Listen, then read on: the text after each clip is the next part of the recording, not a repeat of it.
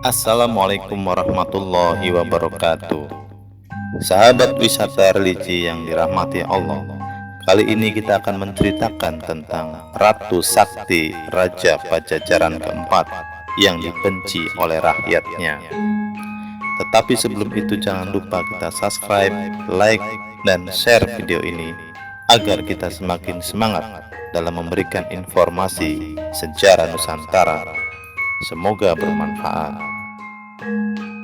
Ratu Sakti adalah raja kerajaan Pajajaran keempat, menggantikan Ratu Dewata.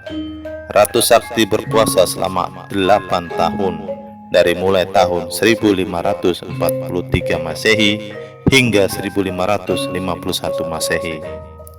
Kemudian ia dikudeta dari tahtanya dan digantikan oleh Nilakendra yang pada waktu itu berkuasa dari tahun 1551 Masehi hingga 1567 Masehi.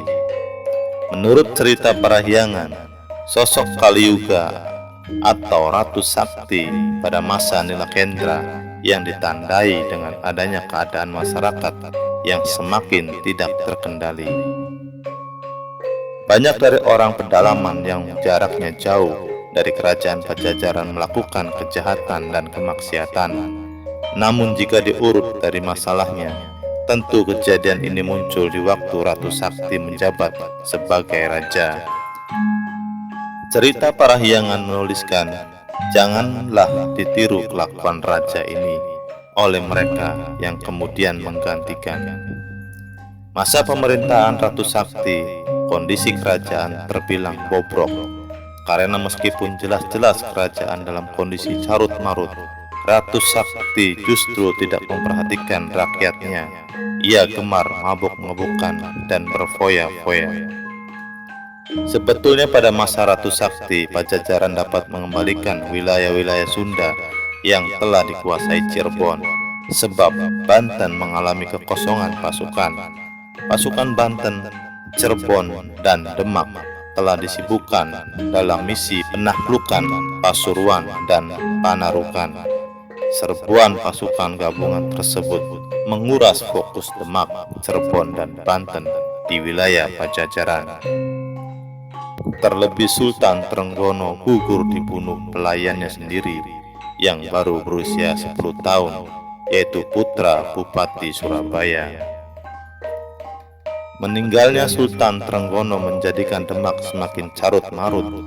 Ketidakstabilan pemerintahan Demak telah menambah korban lagi, yaitu Pangeran Pasarean, putra mahkota Cirebon, di tahun 1546 Masehi.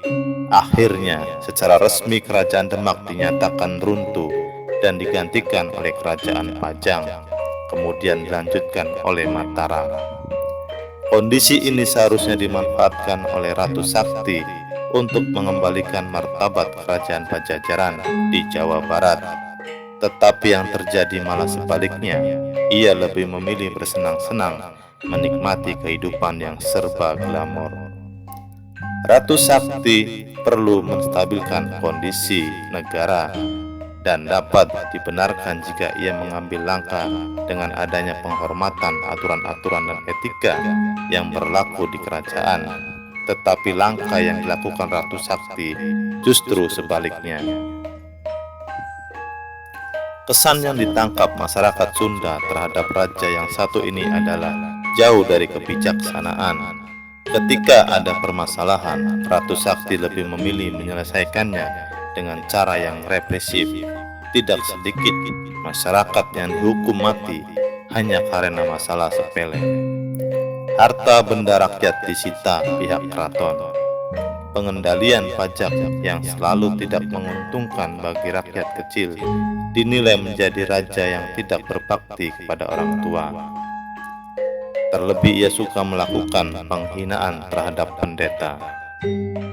Kondisi seperti itulah yang menjadikan rakyat semakin muak dengan Pajajaran dan lebih memilih di bawah naungan Banten dan Cirebon yang dikenal bijaksana.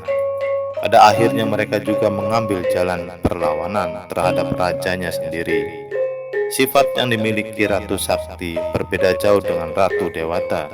Dalam cerita Parahyangan, Ratu Dewata terkenal alim, rajin berpuasa, dan sering bertapa, sementara Ratu Sakti malah sebaliknya.